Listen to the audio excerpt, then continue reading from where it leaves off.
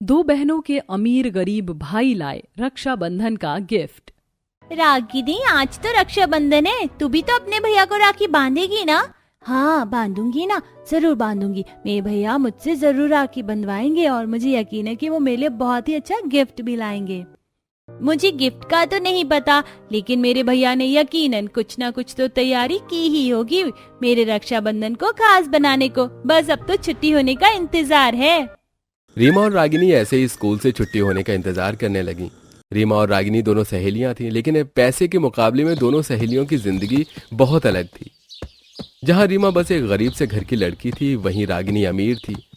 रीमा के घर में बस उसकी माँ और भाई था, जबकि रागिनी के पास उसकी माँ, बाप और भाई तीनों थे। आज रक्षाबंधन का दिन था और कुछ ही देर में स्कूल की छुट्टी भी हो गई।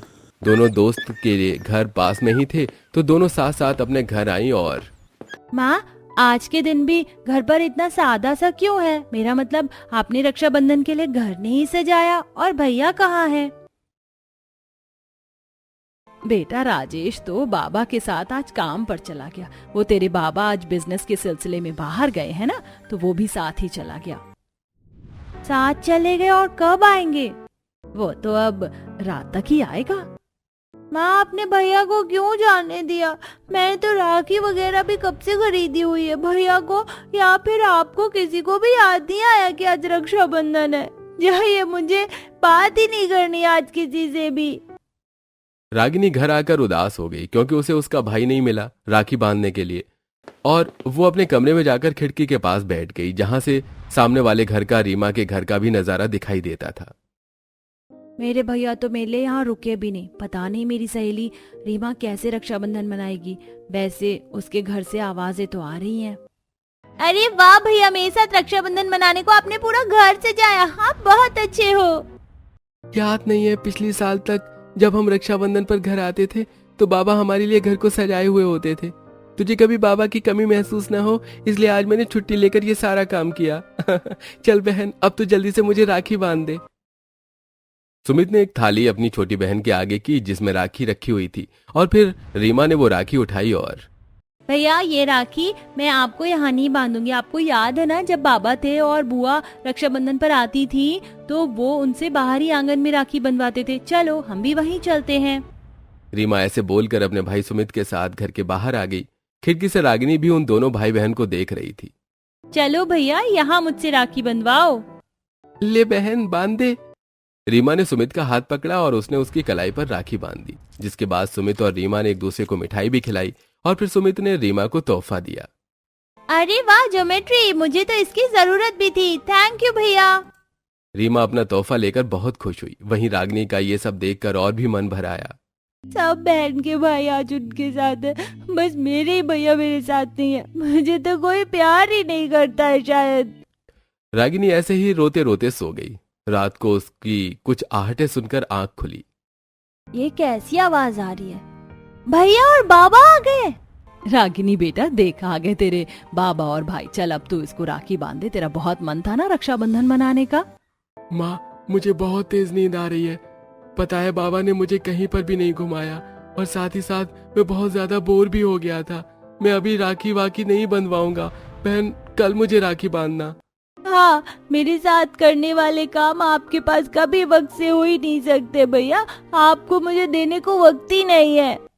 रागिनी भी ऐसे ही गुस्से में बोलकर अपने कमरे में चली गई।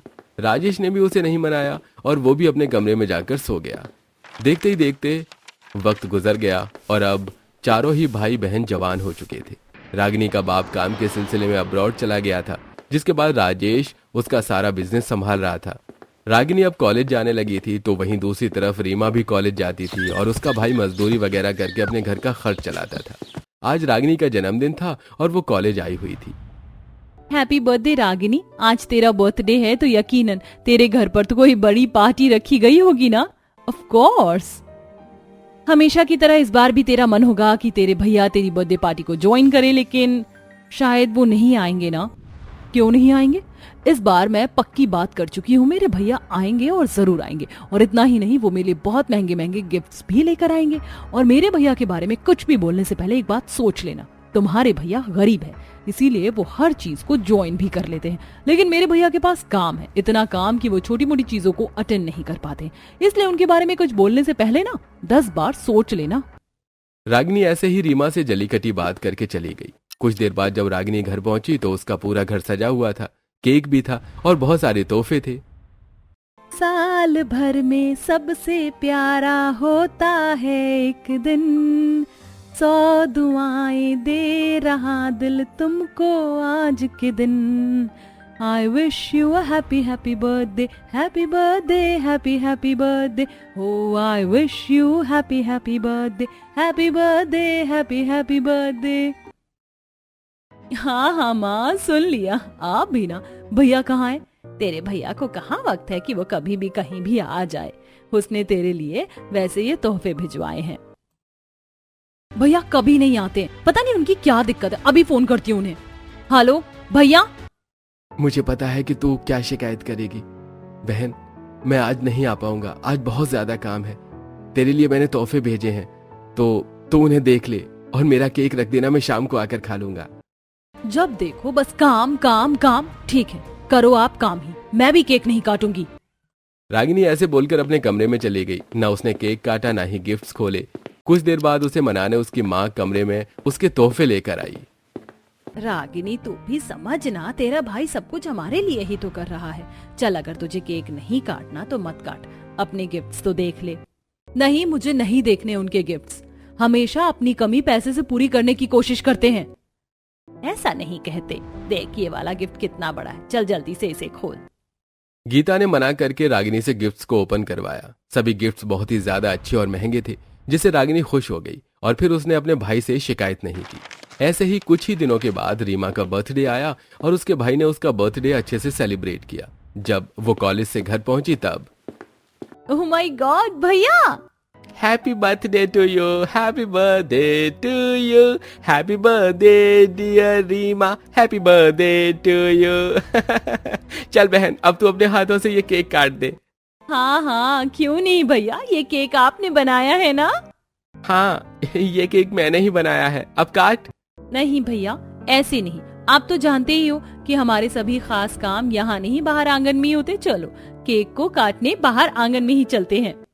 रीमा की बात को सुनकर उसका भाई और माँ दोनों बाहर आ गए और खूब हंसी खुशी अपना उन्होंने केक काटा। भैया आ ही गए आप, 3 दिनों से क्यों डिलीवरी डिले हो रहा था? लाइए पार्सल दीजिए। अरे ये रीमा के घर वाले क्या कर रहे हैं? अरे हाँ, आज तो रीमा का बर्थडे है। इसका भाई इसका जन्मदिन सेलिब्रेट करवा रहा है। और एक मेरा भाई है जो कभी किसी भी मौके पर मेरे साथ नहीं होता, ना जन्मदिन ना कोई त्योहार। मेरे भाई को तो मेरे लिए जैसे वक्त ही नहीं है। रागिनी बेचारी ऐसे ही सोचकर दुखी होते हुए अपने घर में अंदर चली गई। ऐसे ही दिन गुजरते रहे, त्योहार आए, पार्टीज और फंक्शन भी आए, लेकिन कभी किसी भी मौके पर रागिनी का भाई उसके साथ नहीं होता था। वहीं दूसरी तरफ सुमित ने रीमा को कभी अपने गुजरे हुए बाप की कमी महसूस नहीं होने दी थी। ऐसे ही चलते चलते आज दोनों सहेलियों की शादी का दिन आ चुका था। शादी वाले दिन भी राजेश अपने ही ऑफिस के काम में बिजी था। माँ भैया आ गए क्या? कम से कम आज मेरी इस घर से विदाई है।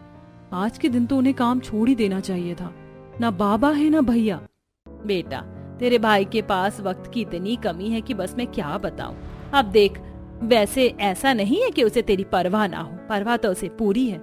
अब भी तेरी शादी की तैयारी में कोई कमी ना रह जाए, इसलिए उसने नौकर भेजे हैं। लेकिन बेटा उसकी कमी तो हाँ पूरी हो नहीं सकती है। एक तरफ रागिनी का भाई आज भी उसके पास नहीं था, तो वहीं दूसरी तरफ माँ भैया कैसे बिल्कुल एक बाप की तरह मेरी शादी की सारी तैयारियां देख रहे हैं। आज तो मुझे मेरे भाई पर गर्व हो रहा है। तेरे बाबा के जाने के बाद मेरे बेटे ने सब कुछ ऐसे ही समझदारी से ही तो संभाला है। मुझे मेरे बच्चे पर नाज है। आस्था और रीमा दोनों की ही आंखें नम थीं। दोनों तरफ 2 बेटियों की विदाई के लिए मंडप लगे थे। एक मंडप महंगा और काफी अच्छा था, तो दूसरा बस नॉर्मल सा था। लेकिन एक तरफ खुशी थी तो दूसरी तरफ इंतजार। रीमा के भाई सुमित ने रीमा की शादी की एक एक रस्म अपने हाथों से की, जबकि राजेश बिल्कुल विदाई के वक्त बड़ी मुश्किल से वक्त निकाल कर आया और तब उसने अपनी बहन रागिनी को वादा किया। ऐसे ही कुछ दिन और गुजरे। अब रीमा रागिनी अपने अपने ससुराल में रहती थी और किस्मत से उन दोनों को आमने सामने का ससुराल मिला था। आज रीमा और रागिनी दोनों अपने अपने दरवाजे पर खड़े हुए एक दूसरे से बातें ही कर रही थीं कि तभी रीमा के दरवाजे के आगे एक ऑटो आकर रुका। बस बस बस बस भैया, यहीं यहीं पर रोक दो। रीमा, कौन आया है? पता नहीं। भैया, रीमा के मुंह से भैया शब्द सुनते ही रागिनी का मुंह बन गया। भैया, रागिनी, मेरे भैया आए हैं। ये ले, तू ये पकड़। क्या लेकर आ रहे हो भैया? अरे पागल, सावन का महीना लग गया है तो बस तेरे लिए सावन की त्योहारी लेकर आया हूँ। सावन की त्योहारी? अरे वाह रागिनी, मेरे भैया तो मेरे लिए सावन की त्योहारी लेकर आए हैं। मैं अंदर जा रही हूँ। हाँ ठीक है, जाओ, वैसे भी मुझे भी बहुत काम है। रागिनी ऐसे बोलकर खुद भी अंदर आ गई तो वहीं दूसरी तरफ रीमा खुशी खुशी अपने भाई को भी अपने घर में लेकर पहुंची। अरे बहू, कैसे इतनी खुश है? अरे बेटा, तुम आए हो? आओ आओ, अंदर आओ। सुमित भैया, आइए आइए। रीमा, जाओ भैया के लिए चाय लाओ। अरे नहीं नहीं, चाय वाय नहीं, तू यहाँ आ और सामान देख ले। शांति जी, मैं अपनी बहन का सावन का त्योहार लाया था। इसमें थोड़े से आम है और बाकी आप सभी का एक एक सूट है और रीमा के लिए सावन का खास जोड़ा अपनी हैसियत के मुताबिक ले आया हूँ। आप देख लीजिए। अरे बेटा, कैसी बात कर रहे हो? तुम लेकर आए, हमारे लिए यही बड़ी बात है। बहू, जा अब अपने भाई के लिए चाय ले आ। रीमा मुस्कुराते हुए खुशी खुशी अपने भाई की चाय बनाने को गई। रीमा हमेशा अपने भाई को देखकर खिल उठती थी, तो वहीं जब रागिनी सुमित और रीमा को साथ देखती तो वो जल जाती थी। ऐसे ही आज के दिन उसने अंदर जाते ही अपने भाई को फोन मिलाया। हेलो भैया, आप कहाँ हो? मैं ऑफिस में हूँ, बोल क्या बात है? जानते हैं, वो हमारे घर के सामने नहीं रहती थी रीमा? आज उसके भैया उसके लिए उसका सावन का त्योहार लेकर आए। आप कब मेरा सावन का त्योहार ला रहे हो? अरे हाँ, बहनों के घर तो सावन का त्योहार जाता है, मुझे तो याद ही नहीं था। तू जब बोल देगी तब भिजवा दूंगा। नहीं, आप भेजोगे नहीं। आपको वो त्योहारी खुद ही लेकर आनी होगी, जैसे बाकी भाई लाते हैं। अच्छा ठीक है, मैं खुद ले आऊंगा। अब खुश? राजेश ने ऐसे बोलकर फोन काट दिया। अगले दिन रागिनी का भी सावन का त्योहार उसके घर पर पहुंचा, लेकिन वो उसका भाई नहीं लाया था। वो त्योहारी भी नौकरों के हाथ आई। वाह बहू, तेरे भाई ने कितना सारा सामान भेजा है। सच में बड़े दिलवाला है वो। क्या दिलवाला होना हुआ ये। कभी भी मेरे भैया मेरी खुशी तो पूरी करते ही नहीं है। हमेशा पैसे के बल पर ही उन्हें मेरा दिल जीतने की पड़ी रहती है। रागिनी के पास त्योहारी का सामान तो बहुत ज्यादा आया था। उसके सामान में कपड़े, ड्राई फ्रूट्स और भी बहुत कुछ था, लेकिन फिर भी रागिनी अपने भाई के न आने की वजह से दुखी हो गई थी। ऐसे ही कुछ दिन और गुजरे और आज अब तीज का त्योहार आने वाला था। और बता रीमा, तीज के लिए क्या तैयारी की है तूने? मैंने तीज के लिए अभी तक कोई तैयारी नहीं की। इस बार तो मैंने भैया को बोल दिया था कि मेरा तीज का त्योहार वो खुद मेरे घर लाएंगे। पता है, मेरे भैया ने सावन की त्योहारी भी बहुत अच्छी भेजी थी। वो तो तेरे भैया हमेशा अच्छा ही भेजते हैं, लेकिन तेरे भैया कभी भी तेरी ख्वाहिश को पूरा क्यों नहीं करते हैं रागिनी? सावन पर भी उन्होंने नौकरों को ही त्योहारी लेकर भेजा तेरे घर पर। हाँ, वो इसलिए क्योंकि मेरे भैया कमाने वाले आदमी हैं, क्योंकि छोटे से मजदूर नहीं हैं। इसलिए उनके बारे में कुछ भी बोलने से पहले ना सोच लिया करो जरा सा। मैं तो तेरी ही हमदर्दी में बोल रही हूँ, तो बुरा क्यों मान रही है रागिनी? बुरा मानने वाली बात ही है। ये ऑटो तेरे घर की तरफ क्यों आ रहा है? बस भैया, ये ले रीमा, अपनी तीज की त्योहारी रख ले। भैया, आप मेरे लिए तीज की त्योहारी लाए हो? आओ अंदर तो आओ, मैं आपके लिए चाय बना दूंगी। अरे नहीं बहन, बड़े मुश्किल से काम पर से आधा घंटा निकाल कर आया हूँ। बस वक्त पूरा हो ही गया है, मैं जा रहा हूँ, फिर किसी मौके से आऊंगा। ठीक है भैया। सुमित ऐसे बोलकर वापस से अपना रुख ऑटो की तरफ को किया और वो उसी में बैठकर चला गया। रागिनी ने भी पूरा मंजर देखा था। ऐसे हैं मेरे भैया, खुद अंदर नहीं आए लेकिन मेरी तीज की त्योहारी भी दे गए। हाँ, देखा मैंने, अंधी नहीं हूं मैं। रागिनी ऐसे बोलकर अंदर आ गई। आज रागिनी को यह सारा मंजर देखकर रोना आ गया था। रागिनी, जरा मेरी शर्ट पर प्रेस। अरे क्या हुआ?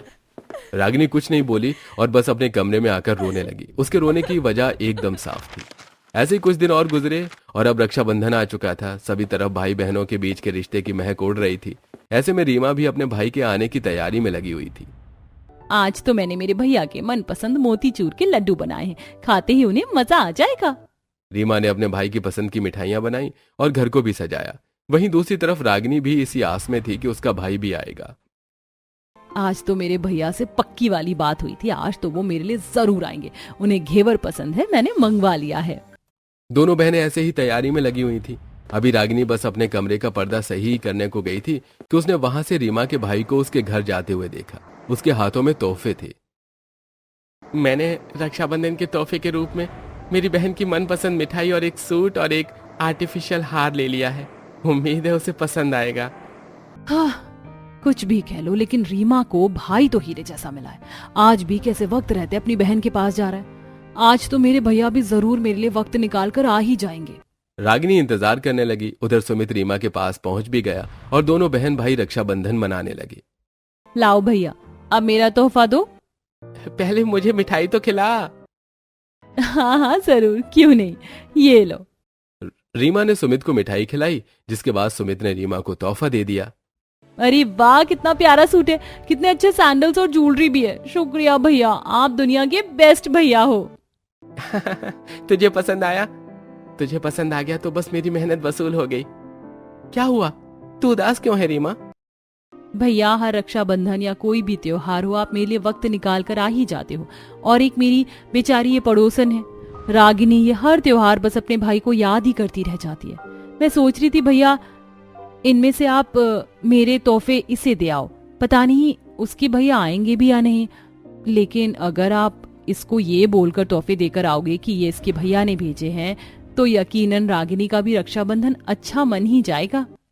नहीं रीमा, मैं ऐसे नहीं जा सकता। जरा से मैं उसको पता चल गया तो। तब की तब देख लेंगे ना। अच्छा, कुछ देर को रुक जा। अगर उसका भाई नहीं आया तो फिर हम लोग चलेंगे। सुमित की बात को सुनकर रीमा भी राजी हो गई। शाम तक भी रागिनी का भाई उसके घर नहीं आया। रागिनी उदास थी कि तभी सुमित और रीमा उसके घर पहुंचे। रागिनी, रागिनी, बोलो। वो मैं तुम्हें बताने आई थी कि तुम्हारे भैया ने मेरे भैया के हाथों तुम्हारे रक्षाबंधन का तोहफा भेजा है, ये लो। रीमा ने रागिनी को अपने तोहफे दे दिए कि तभी रागिनी इतराते हुए रीमा से बोली, मैंने बोला था ना कि मेरे भैया आएंगे। देखो, उन्होंने तोहफा भेज भी दिया, और भेजा भी किसके हाथ?